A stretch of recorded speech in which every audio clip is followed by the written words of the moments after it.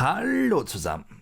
I don't know about you guys, but when I think of typical topics that don't really get tackled or taught in schools, for instance when you learn German, there are two things that come to mind first and foremost. Idioms and phrases, and, well, typical and frequently used colloquial and slang terms. Because similar to English phrases and sayings, they don't really get taught all that much, I don't think.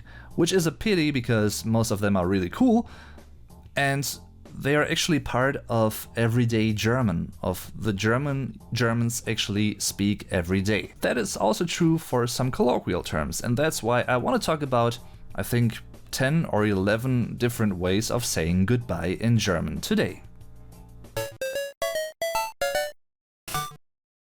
I'd bet that the vast majority of native Germans would name one specific term when they would be asked to name a typical German word for saying goodbye. I think it would most definitely be Tschüss. Tschüss is a typical example for a so-called Interjektion.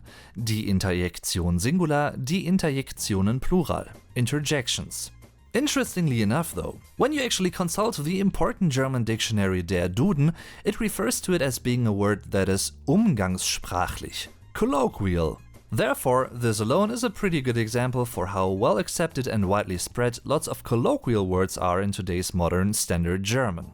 Of course, on the other side of things, I do get why teachers usually prefer to teach standard or neutral expressions first and foremost. And there's nothing wrong with that, don't get me wrong. But at the same time, I strongly believe that vastly accepted and frequently used colloquial terms need to be mentioned as well. Simply because there can be a big difference between formal and informal German, written versus spoken German, younger versus older Germans and how they express certain things, and the like. Anyway, coming back to Tschüss. You can spell it with either one or two s at the end, but it doesn't affect the pronunciation at all.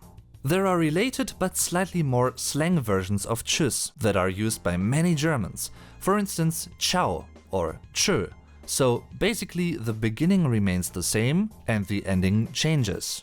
You can say Tschüss to both people you know and people you don't really know all too well, but you wouldn't say Ciao or Tschö in a formal context.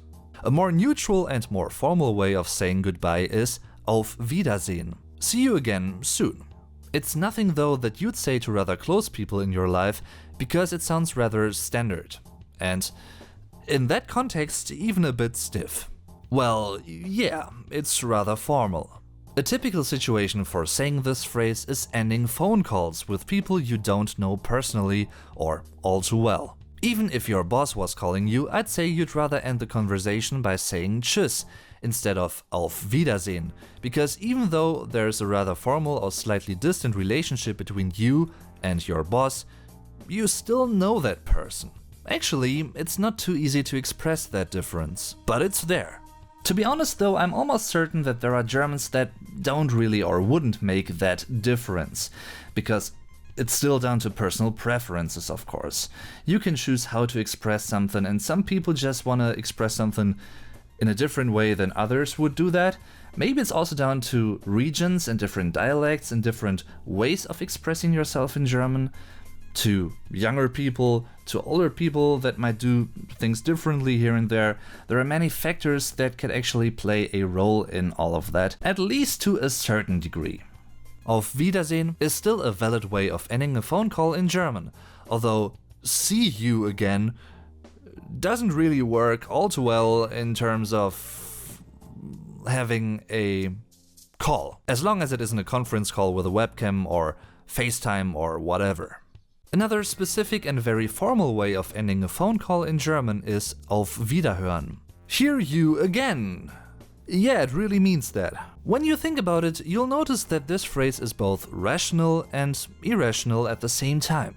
Very often, the irony is, at least according to my experience, Germans often end phone calls like this when they can almost be certain that they won't have another conversation with that person ever again. An example that comes to mind is a call center phone call. Subconsciously, you as a German might be used to saying Auf Wiederhören, yet you actually, deep inside yourself, also know that you won't hear from that particular person ever again. Most probably, at least. When you think about potential ways of distinguishing and telling different words from each other, you could also come up with a different topic. For instance, does a word usually relate and refer to one person or to a group of people? A good example is the highly colloquial slang expression hau rein, which is usually used for addressing one person. Hau rein means something like hit that or hit it. It's actually not too easy to translate that meaning in this case. And next to using it as a form of saying goodbye, it's also used as a form of saying hurry up, or as a way of saying let's eat, in the sense of the English dig in. Let's start eating that. Hau rein! If you want to address more than one person in that colloquial way, you could also say haut rein, though. Don't confuse haut in this phrase with the noun die Haut, the skin though. It sounds the same, but it doesn't have anything to do with this phrase in this context. Hau in hau rein or haut in haut rein are conjugated forms of the verb hauen, to hit. Bis dann or bis die Tage are both very similar ways of saying goodbye as well.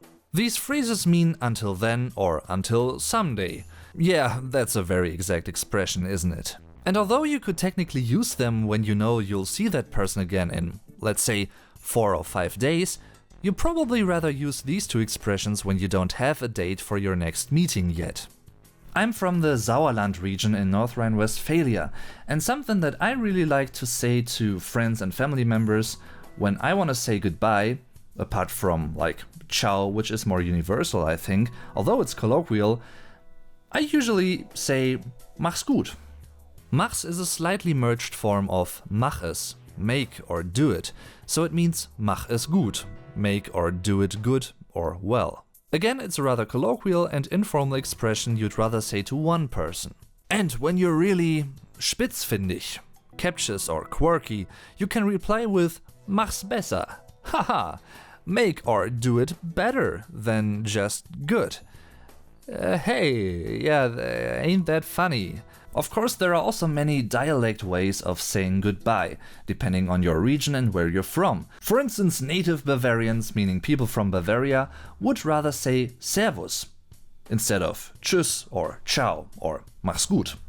So I wonder, and I would like to know, do you know more ways of saying goodbye in German? Because I'm almost certain that I have forgotten about many other ways. I haven't tackled all of them in this video. No.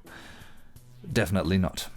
Either way, thanks for watching. I'm your Vlog Dave. Tschüss und bis zum nächsten Mal.